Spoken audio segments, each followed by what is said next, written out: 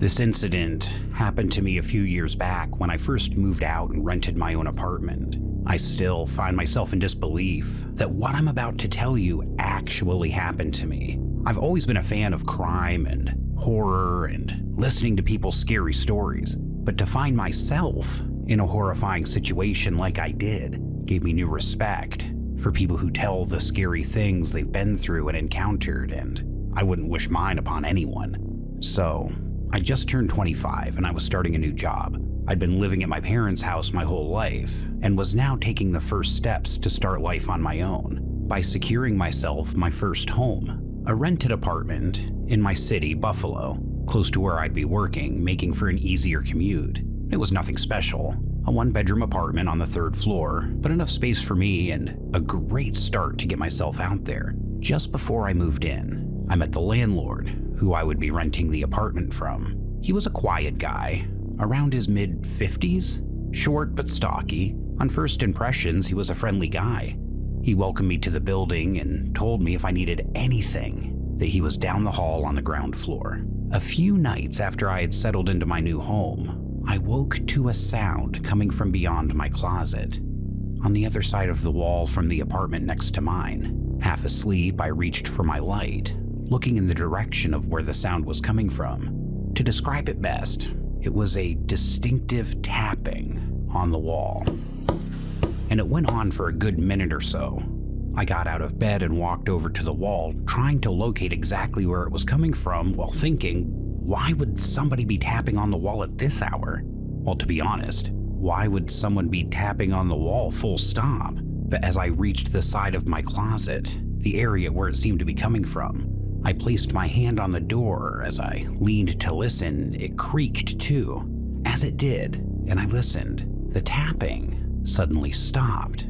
I listened out for a good minute, trying to see if I could hear it again, but nothing. As I was about to head back to bed, it was then I instead heard the sound of mumbling, like someone was talking on the other side. The talking soon stopped, but the sound of pacing footsteps was very clear to hear. The walls were pretty much paper thin. The person on the other side was what sounded like pacing up and down right next to the wall. I made my way back to my bed. Still, the pacing continued for maybe around 15 minutes. It was near 3 a.m. in the morning and I couldn't sleep because of it. I'd been in that apartment 3 days and never seen anyone enter or leave that apartment, nor had I heard anything the previous nights before. The pacing eventually stopped. It was silent for a second until I heard the door to that apartment slam shut. Finding it strange, I thought the next time I saw the landlord, I'd just ask him who was living next door, or maybe pay more attention and see if I could see the neighbor myself. That following day, after I'd finished work, I happened to catch the landlord on my floor. He was heading out for a few hours. While I had him, I took the opportunity to ask him about the apartment next to mine and the person who lived there. The landlord froze for a second, just staring at me as if he was surprised by my question, before turning around and telling me that an older man lived there, going by the name of Hector. He proceeded to tell me that Hector usually kept to himself and was rarely seen in the day, that he was a bit of a night owl. I explained to him why I was asking, told him about the tapping on the wall and the late night noises, and he casually brushed it off and told me it was nothing to be concerned about and he'd have a word with him about the late night noise. He stated for me not to bother knocking on myself as Hector was quiet and socially awkward. So, if I ever did hear anything again, just to tell him. I had no intention of knocking on Hector's door anyway, as I wasn't really the confrontational type. That next few days, I didn't hear a sound from Hector's apartment next door, which was great. It was like speaking to the landlord had worked.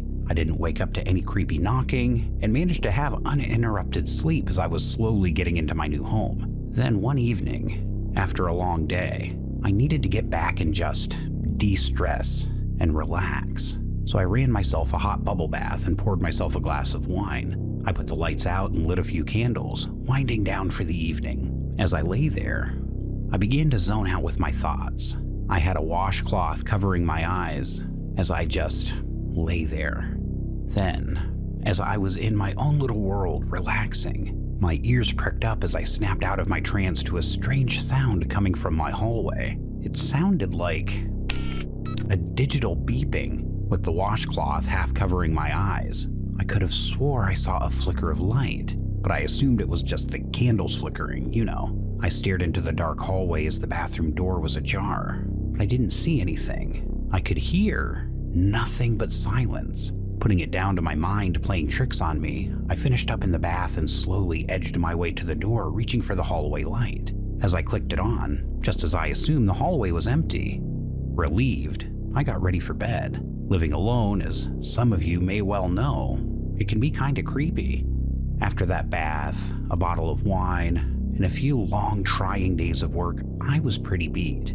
I lay down on my bed, drifting off pretty quick, looking forward to the much needed lie-in I was going to get the next day. But just as I closed my eyes, the sound of my closet door creaking jolted me awake. I looked over, and I could see the door was half open. There was no draft or breeze in the room to push it open, so naturally I was a little freaked. I flicked on my light and stared over, but after a good minute of watching the closet, I saw nothing. I don't know what I was expecting to see, but again, my mind was playing tricks on me. I walked over to the closet and hesitantly opened it.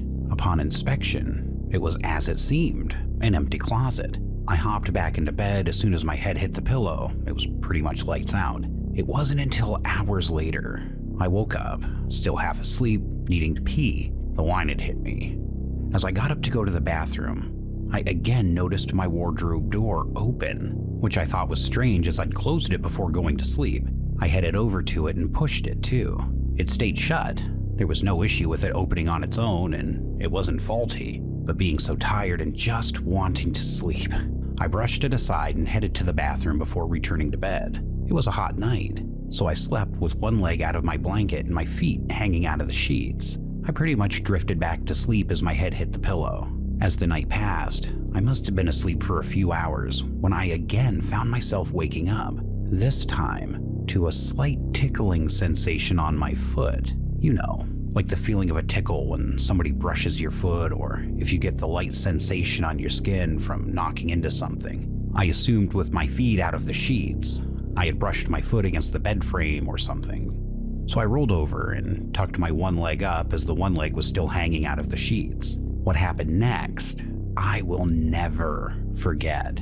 And it's the reason I'll never sleep with my feet or legs hanging out of the sheets ever again. As I drifted back to sleep, I again felt something touch my foot. This time it was unmistakable. I felt something wet brush and slide across the sole of my foot.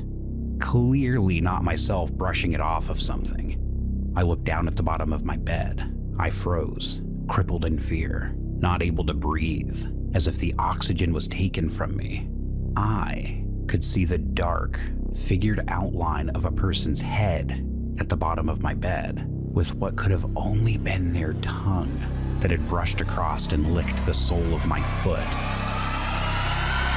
There was someone at the bottom of my bed licking my foot. Terrified to my core, I screamed as I impulsively kicked my foot into the person's face as hard as I could for them to fall to the floor, letting out a cry.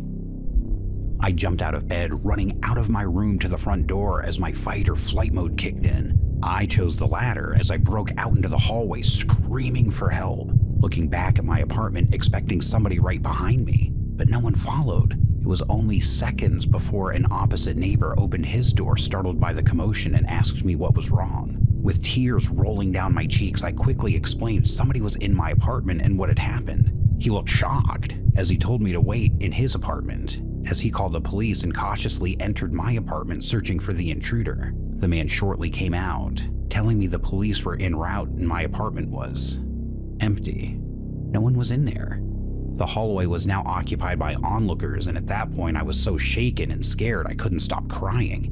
The police arrived quicker than I expected, and when they did, they searched my apartment from head to toe. What they found shook me to my core. An officer came out of my apartment and told me to stand back as they knocked on the apartment next door to mine, the apartment of Hector, the neighbor I'd never met. There was no answer. The police proceeded to break down the door and search that apartment too, as I questioned why. With what seemed like ages, they eventually exited with a man in handcuffs, and it was my landlord. His nose bloodied, and I soon realized that it was him that I'd kicked in the face. What the police found was through my built-in wardrobe. There was a compartment built in with a lead straight to the apartment next to mine. That apartment had been vacant the entire time. There was no Hector, and my sick, perverted landlord had been spying on me the whole time I'd been there, using that crawl space to enter my apartment. The police had found him hiding in the apartment as he obviously couldn't come out without giving himself away, and had hoped in that crawl space he wouldn't be found.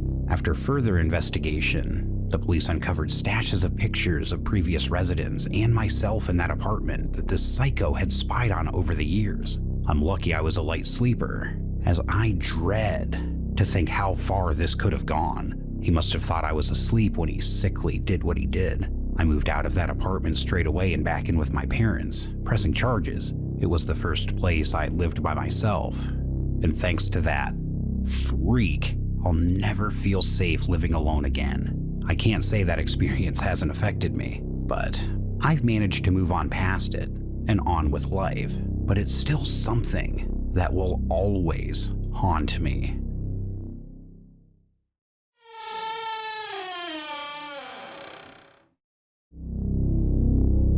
I'm a female, 22 years old, and this traumatic experience happened to me many years ago when I was just hitting my teenage years. I was a 13-year-old girl when my parents decided to move across the state and move to a new town. This was hard for me because at that age, I'd lived in my childhood home my entire life.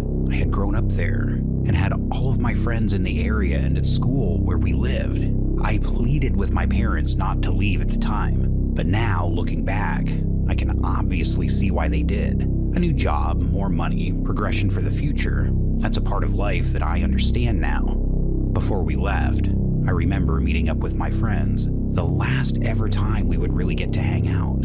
It was emotional, and they were a part of my life that I will never forget. But again, as you get older, people and friends, they tend to come and go. After we were all packed up and said goodbye to our old life, we moved on to my parents' new home. I didn't know what the house looked like, but my parents told me it was in a nice, quiet neighborhood, and it was in a great area for me to make some new friends. When we arrived, the house was, to be honest, amazing. It was a size up from our old home. It was an older-style detached house. The area was spacious, and the houses around us were spread out, not right on top of each other. My parents had already had the majority of our stuff moved in over the previous few weeks. As we were unpacking the last remaining boxes of our stuff, my parents had taken our dog inside to view the back garden. I had made my way back out front looking for one of my boxes. As I was at the car, a shadow crept its way over me, blocking out the sunlight. I could hear 2 footsteps stop behind. I turned, thinking it was one of my parents, but as I did, I saw a strange older man standing behind me, smiling at me. He said, "Hello, little girl," and asked me if my parents were the new neighbors moving in. I nodded back as to say yes. He looked down, smiling at me, asking where my parents were, and that he was one of our neighbors from across the street. I was about to reply when I heard my name called. It was my mother calling me as she was making her way over to us. My dad soon followed, closing the door behind him. The man looked over at my mother and quickly introduced himself as a resident of the neighborhood and lived right across the street, pointing over to a house a few doors opposite and over. He just wanted to stop by and welcome us to the neighborhood. Upon initial reaction, the man had creeped me out, but seemed to be friendly enough and seemed to get along well with my parents on first meeting. So much so that they invited him in for a quick drink.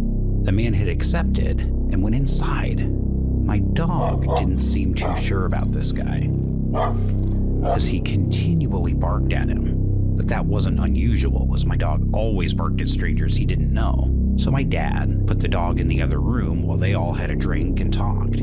After a good 10 minutes, my dad took a call and made his way into the other room. My mom said she was quickly popping to the bathroom before seeing the man out, and as they both left the room, the man was left all alone in our kitchen. I was on the stairs as I was making my way to the room, and that's when I heard the man walk into the hallway. He whistled to me to get my attention. He again smiled at me with the same creepy smile as he did outside, as he asked me if I liked the new house and which room was mine. I pointed up to the door to the right at the top of the stairs, my new room. The man again smiled, saying that was nice. My mother came back into the hallway as the man walked to the front door, thanking her for the drink and our kind hospitality before again welcoming us to the neighborhood. As he left, I looked out the window and noticed him looking up at the windows of the house as he walked across the street and up the road back towards his house. That night, our first night in the new house, I was homesick and missed our old house and my friends, and I knew that was normal, and it was going to take some time to get adjusted to, but it just didn't feel the same. We had all gone to bed early as my parents were obviously tired from all the moving, and I was too after a long day. My dog,